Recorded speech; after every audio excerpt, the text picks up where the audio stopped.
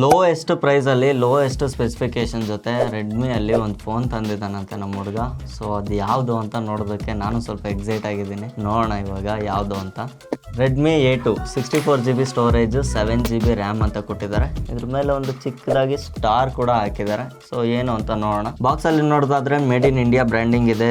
Big 5000 mAh battery, fast octa core processor, ಅಂದ್ರೆ 6 course ಇರೋ processor. ಇಲ್ಲಿ ಕಲರ್ ನೋಡೋದಾದ್ರೆ Redmi A2 aqua blue 4GB 64GB variant ಇದೆ ಇದು. ಈ ಕಡೆ ಸೈಡ್ ನೋಡೋದಕ್ಕೆ ನಮಗೆ Redmi A2 Redmi by Xiaomi ಅಂತ ಬ್ರ್ಯಾಂಡಿಂಗ್ ನೋಡೋದಕ್ಕೆ ಸಿಗುತ್ತೆ. ಬ್ಯಾಕ್ ಸೈಡ್ ರೆಡ್ಮಿ A2 ಅಂತ ಬರ್ದಿದ್ದಾರೆ.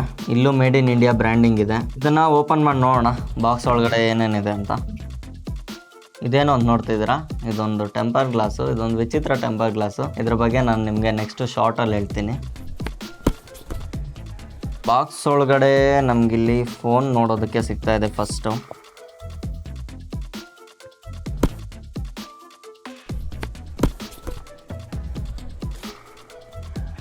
ಇಲ್ಲಿ ಇನ್ನೊಂದು ಕಂಪಾರ್ಟ್ಮೆಂಟ್ ಇದೆ. ಈ ಕಂಪಾರ್ಟ್ಮೆಂಟ್ ಒಳಗಡೆ ನಮಗೆ ಒಂದು USB A2 micro USB charging port ಇದೆ. ಒಂದು ಚಿಕ್ಕ ಚಾರ್ಜಿಂಗ್ ಅಡಾಪ್ಟರ್ ಇದೆ. ಈ ಅಡಾಪ್ಟರ್ ಬಂದು 10W ಚಾರ್ಜಿಂಗ್ ಅಡಾಪ್ಟರ್ ಇದೆ. ಕ್ವಿಕ್ ಸ್ಟಾರ್ಟ್ ಗೈಡ್ ಇದೆ. ಈ ಬಾಕ್ಸ್ ಅಲ್ಲಿ ಇಲ್ಲಿ ಒಂದು ಸಿಮ್ ಇಂಜೆಕ್ಷನ್ ಪಿನ್ ಕೊಟ್ಟಿದ್ದಾರೆ. ಸೊ ಇಷ್ಟ ನಮಗೆ ಬಾಕ್ಸ್ ಒಳಗಡೆ ಇನ್ನೇನು ಇಲ್ಲ.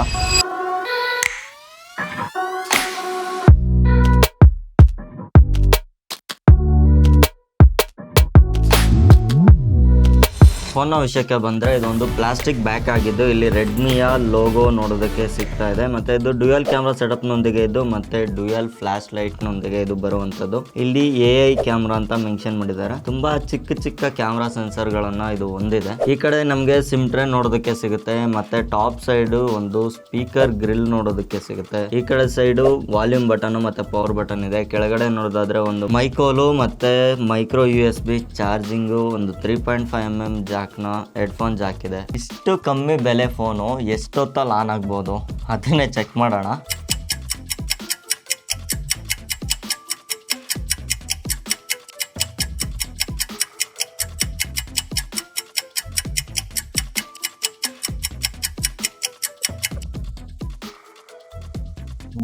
ಸೆಕೆಂಡ್ ಗುರು, ಇಷ್ಟು ಫಾಸ್ಟ್ ಆಗಿ ಆನ್ ಆಗೋ ಫೋನ್ ನಾನು ಯಾವುದು ನೋಡಿಲ್ಲ. ಈ ಫೋನಲ್ಲಿ ಯಾವುದೇ ಫಿಂಗರ್ ಪ್ರಿಂಟ್ ಸ್ಕ್ಯಾನರ್ ನಮಗೆ ನೋಡೋದಕ್ಕೆ ಸಿಗ್ತಾ ಇಲ್ಲ. ಡೈರೆಕ್ಟ್ ಪಿನ್ ನ ಮುಖಾಂತರ ಇದನ್ನ ಅನ್ಲಾಕ್ ಮಾಡ್ಕೊಬಹುದು. ಈ ಫೋನಲ್ಲಿ ನನಗೆ ಫಸ್ಟ್ ಇಂಪ್ರೆಸ್ ಮಾಡಿದಂತ ವಿಷಯ ಅಂದ್ರೆ ಬ್ಯಾಕ್ ಕವರ್. ಬ್ಯಾಕ್ ಸೈಡ್ ಇದು ಸ್ವಲ್ಪ ಲೆದರ್ ಲುಕ್ ನ ಕೊಟ್ಟರು. ಇದು ಫುಲ್ ಕಂಪ್ಲೀಟ್ ಪ್ಲಾಸ್ಟಿಕ್ ಆಗಿದೆ.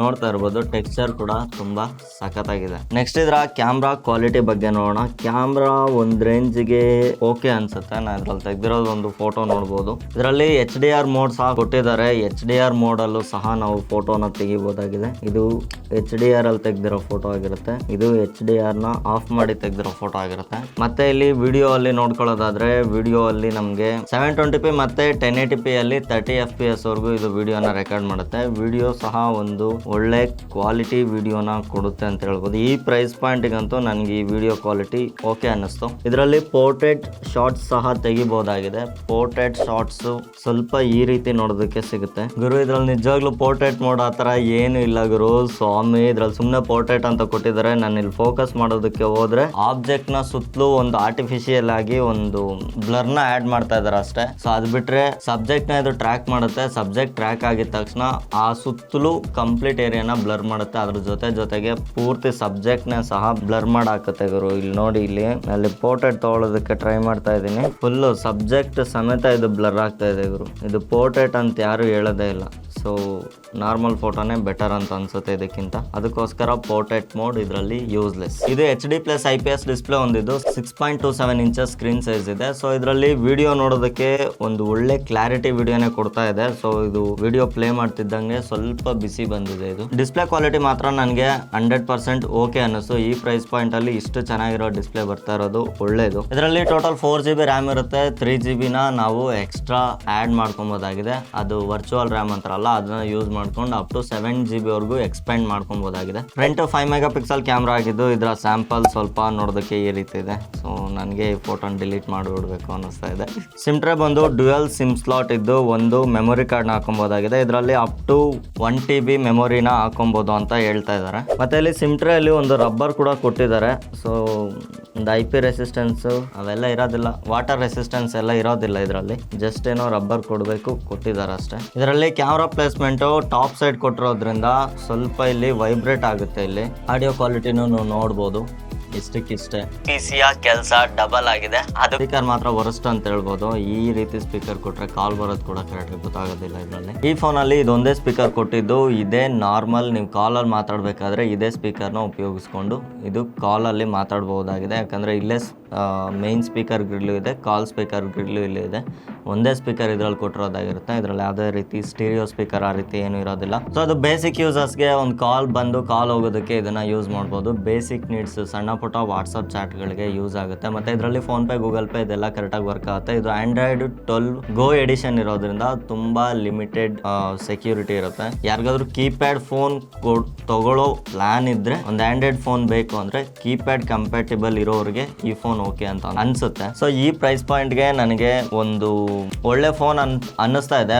ಬಟ್ ಟೈಪ್ ಸಿ ಕೊಟ್ಟಿದ್ದಿದ್ರೆ ಇವಾಗ ಯೂನಿವರ್ಸ್ ಅಲ್ಲಿ ಎಲ್ಲಾ ಕಡೆನೂ ಟೈಪ್ ಸಿ ಕಾಮನ್ ಆಗ್ಬಿಟ್ಟಿದೆ. ಟೈಪ್ ಸಿ ಚಾರ್ಜ್ ಇಂದ ಎಲ್ಲಾದ್ರೂ ಬೇರೆ ಕಡೆ ಹೋದಾಗ ಇನ್ ಕೇಸ್ ಬ್ಯಾಟ್ರಿ ಏನಾದ್ರು ಲೋ ಆದಾಗ ಟೈಪ್ ಸಿ ಎಲ್ಲಾ ಕಡೆ ಇವಾಗ ಸಿಗ್ತಾ ಇದೆ. ಅದರಿಂದ ಈಸಿಯಾಗಿ ಚಾರ್ಜ್ ಮಾಡ್ಕೊಬೋದಾಗಿದೆ. ಮೈಕ್ರೋ USB ಅಂದ್ರೆ ಇವಾಗಿನ ಟೈಮಲ್ಲಿ ಸ್ವಲ್ಪ ಸಿಗೋದು ಕಷ್ಟ ಆಗಿದೆ. ಈ ಫೋನು ನಿಮ್ಗೆ ಹೆಂಗ ಅನಿಸ್ತು? ಈ ಫೋನ್ ಯಾರಿಗಾದ್ರೂ ತಗೊಳ್ಬೇಕು ಅಂದ್ರೆ ಹೆಂಗೆ, ನೀವು ತಗೊಂತೀರಾ ಇಲ್ವಾ? ಬಟ್ ಈ ಪ್ರೈಸ್ ಪಾಯಿಂಟ್ಗೆ ಇದೇ ಫೋನ್ ಸಿಗೋದು, ಇದೇ ಕ್ವಾಲಿಟಿನೇ ಸಿಗೋದು. ಇದಕ್ಕಿಂತ ಬೆಟರ್ ಫೋನ್ ನಾವು ಎಕ್ಸ್ಪೆಕ್ಟ್ ಮಾಡೋದಕ್ಕಾಗೋದಿಲ್ಲ. ಈ ಫೋನ್ನ ಪರ್ಚೇಸ್ ಲಿಂಕ್ ಬೇಕಂದ್ರೆ ನಮ್ಮ ಟೆಲಿಗ್ರಾಮ್ ಚಾನಲ್ ಅಲ್ಲಿ ಇರುತ್ತೆ. ಟೆಲಿಗ್ರಾಮ್ನ ನೀವು ಇಲ್ಲಿರೋ QR ಕೋಡ್ನ ಸ್ಕ್ಯಾನ್ ಮಾಡಿ ಸಹ ನೀವು ಟೆಲಿಗ್ರಾಮ್ಗೆ ಜಾಯ್ನ್ ಆಗ್ಬೋದಾಗಿದೆ. ಡಿಸ್ಕ್ರಿಪ್ಷನ್ ಅಲ್ಲೂ ಟೆಲಿಗ್ರಾಮ್ ಲಿಂಕ್ ಕೊಟ್ಟಿರ್ತೀನಿ. ನೀವು ಅಲ್ಲಿಂದ ಒಳ್ಳೊಳ್ಳೆ ಡೀಲ್ಸ್ನ ನಾನು ಆವಾಗ ಪೋಸ್ಟ್ ಮಾಡ್ತಾ ಇರ್ತೀನಿ. ಅದನ್ನ ಮಿಸ್ ಮಾಡದೆ ನೀವು ಟೈಮ್ ಟು ಟೈಮ್ ಕ್ಯಾಚ್ ಮಾಡ್ಬೋದಾಗಿದೆ. ಸೊ ಇದಾಗಿತ್ತು ಫ್ರೆಂಡ್ಸ್ ಇವತ್ತಿನ unboxing review. MI Redmi A2 by Xiaomi ಅಂತ ಇದರ ಮೇನ್ ಕಂಪ್ನಿ ಆಗಿರುತ್ತೆ. ರೀಸೆಂಟ್ ಆಗಿ ನಮ್ಮ ಸ್ಟುಡಿಯೋದಲ್ಲಿ ಒಂದು ಮೇಜರ್ ಅಪ್ಗ್ರೇಡ್ ಮಾಡಿದ್ವಿ.